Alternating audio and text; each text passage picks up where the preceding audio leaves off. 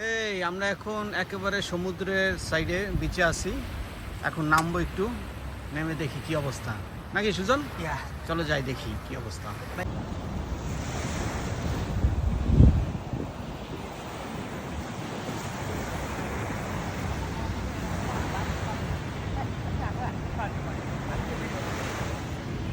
খুব সুন্দর ওয়েদার, সমুদ্র পাড়ে বিকেলবেলা। এই যে শীতলগুলো দেশও দেখবে নামবে এখানে।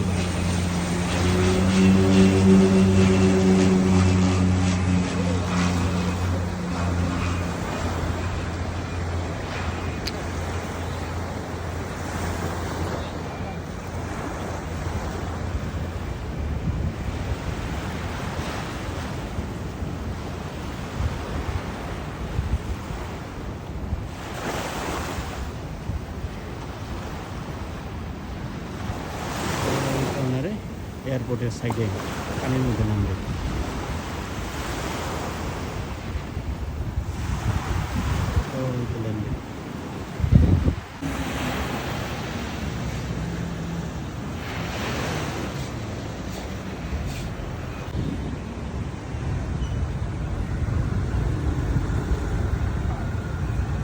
আসসালামু আলাইকুম সকলকে। আজকে লাস্ট দিন আমার মালদ্বীপের। এটা হচ্ছে একটা হিস্টোরিক্যাল মসজিদ, শত শত বছর পুরানো মসজিদ। মসজিদের খুব সামনে আছে প্রেসিডেন্সিয়াল প্লেস। এটা হচ্ছে প্রেসিডেন্সিয়াল প্লেস। এই মসজিদে অনেক নামাজ পড়েছি আমি। এই যে একটা কুয়া আছে, এখান থেকে পানি উঠে নামাজ উজু করে।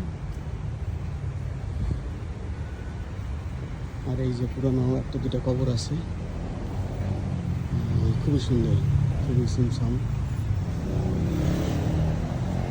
খুবই সুন্দর পরিবেশ। ওই যে ওই সাইডে কয়েকটা কবর আছে পুরানো।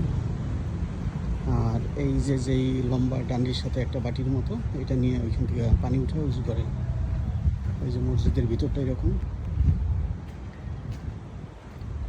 খুবই পুরানো কারুকার্য, খুবই সুন্দর। এই যে বেশ কিছু কবর আছে। এই যে মসজিদ, ভেরি নাইস, খুব ভালো লাগছে দেখে। তো এইগুলো তো দরকার নাই। না না, এটা মোটেও ঠিক না। একটা সেকেন্ড। হ্যালো, এটা জাতীয় মসজিদ, ইসলামিক সেন্টার অলসো। খুবই সুন্দর পরিবেশে, বিউটিফুল লোকেশনে এই মসজিদ। এই মসজিদের মিনার, সারাউন্ড দ্য মস্ক।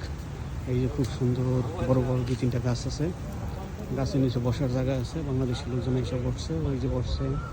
এই যে হেঁটে যাচ্ছে কাজের ফাঁকে তারা, লাঞ্চ ব্রেকে। এই ডান পাশে হলো একটা পার্ক, আর ওই যে সামনে সোজা ওইটা হলো ইসলামিক আর্ট সেন্টার।